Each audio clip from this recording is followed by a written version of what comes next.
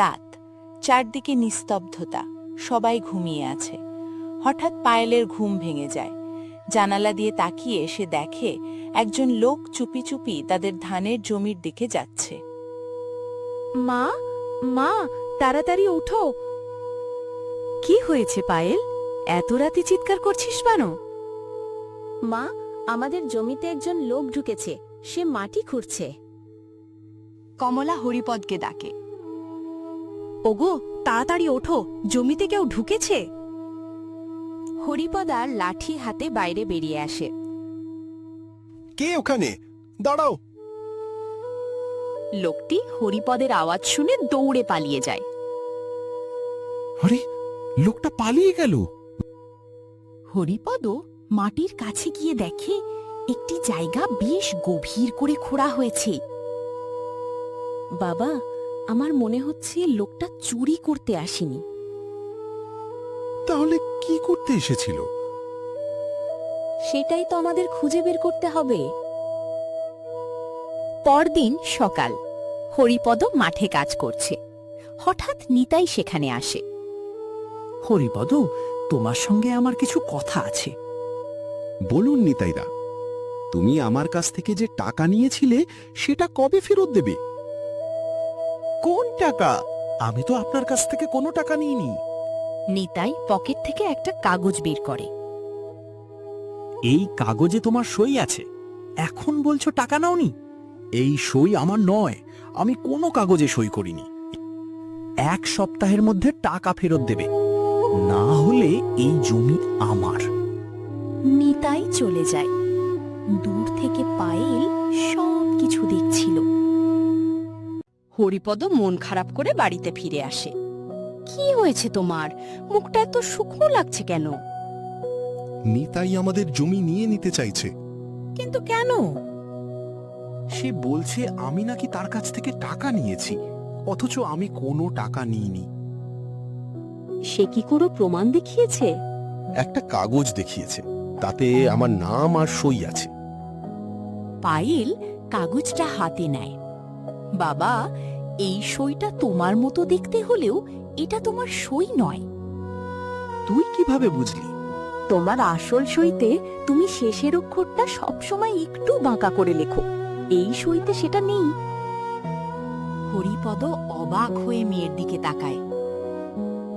সন্ধ্যায় পায়েল সেই জায়গায় যায় যেখানে রাতের বেলা লোকটি মাটি খুঁড়েছিল। সে মাটির পাশে একটা ছেঁড়া কাপড় দেখতে পায়। এটা তো কারো জামার কাপড়।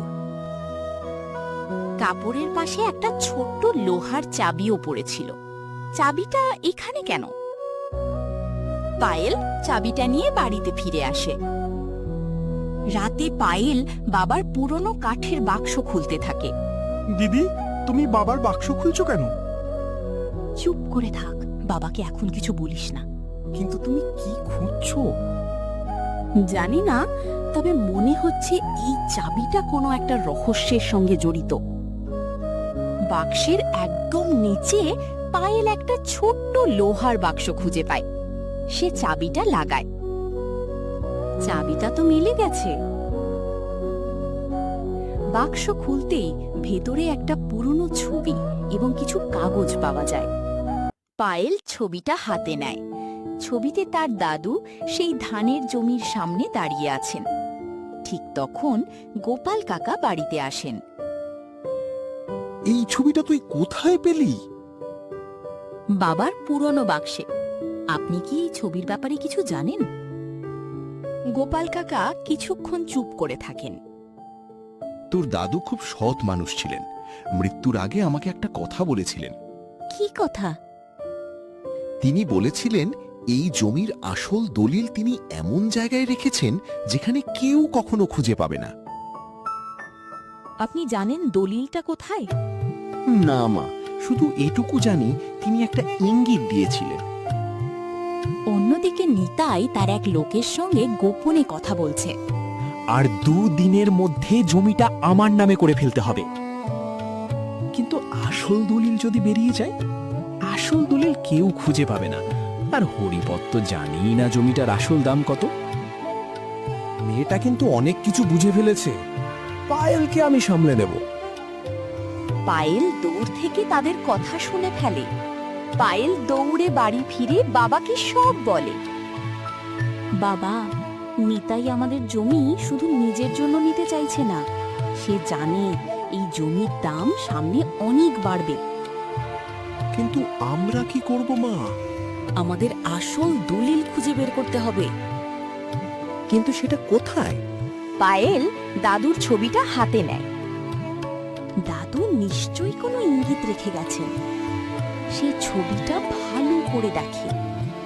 ছবির পেছনে ছোট করে লেখা, যেখানে প্রথম বীজ বুনেছিলাম সেখানেই আমাদের ভবিষ্যৎ লুকিয়ে আছে।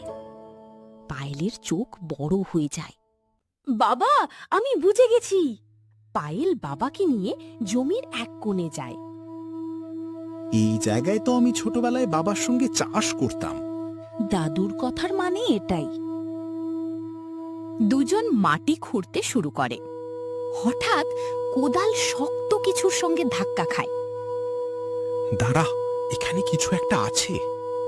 মাটি সরিয়ে একটি পুরনো লোহার বাক্স বেরিয়ে আসে।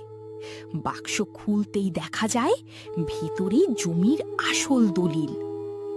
মা, এটা আমাদের জমির আসল দলিল। পায়েলের চোখে আনন্দের পানি।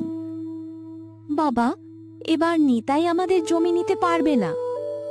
পরদিন নিতাই কয়েকজন লোক নিয়ে হরিপদের বাড়িতে আসে। হরিপদ, আজ জমির কাগজে সই করে দাও। আমি কোনো সই করব না। তাহলে জমি হারাতে হবে। পায়েল সামনে এসে দাঁড়ায়। জমি আমরা হারাবো না। তুই আবার মাঝখানে কথা বলছিস কেন? পায়েল হাতে আসল দলিল তুলে ধরে, কারণ এই জমির আসল মালিক আমরা। নিতাই দলিল দেখে হতভম্ব হয়ে যায়। এই দলিল তুই কোথায় পেলি? যেখানে আপনার লোক রাতের অন্ধকারে মাটি খুঁড়ছিল তার কাছেই নয়, তার থেকেও নিরাপদ জায়গায়। নিতাই চুপ হয়ে যায়। গোপাল কাকা দলিল দেখে এগিয়ে আসেন। এই দলিল আসল? আমি হরিপদের বাবার সই চিনতে পারছি। গ্রামের লোকজন নিতাইয়ের দিকে তাকায়। নিতাইয়ের মিথ্যা ধরা পড়ে যায়। হরিপদের জমি বেঁচে যায়। বিকেলে হরিপদও ধানের জমির পাশে বসে আছে। পায়েল পাশে এসে দাঁড়ায়। পায়েল, আজ তুই আমার শুধু জমি নয়, আমার বাবার শেষ স্মৃতিটাও বাঁচিয়েছিস। বাবা, তুমি আমাকে শিখিয়েছ নিজের মাটিকে কখনো অন্যায়ের হাতে তুলে দিতে নেই। তুই বড় হয়ে কি হতে চাস মা? আমি এমন একজন মানুষ হতে চাই যে গরিব মানুষের পাশে দাঁড়াবে। হরিপদ মেয়ের মাথায় হাত রাখে।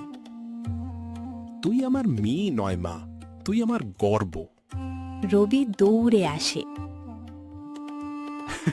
দিদি, তুমি তো একেবারে গোয়েন্দা হয়ে গেছো। সবাই হেসে ওঠে। একজন সাধারণ কৃষকের মেয়ে তার বুদ্ধি আর সাহস দিয়ে নিজের পরিবারের জমি বাঁচিয়ে দিল।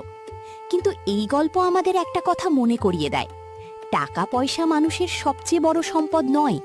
পরিবারের প্রতি ভালোবাসা, নিজের মাটির প্রতি টান আর সত্যের পাশে দাঁড়ানোর সাহসই মানুষের আসল শক্তি। সমাপ্ত।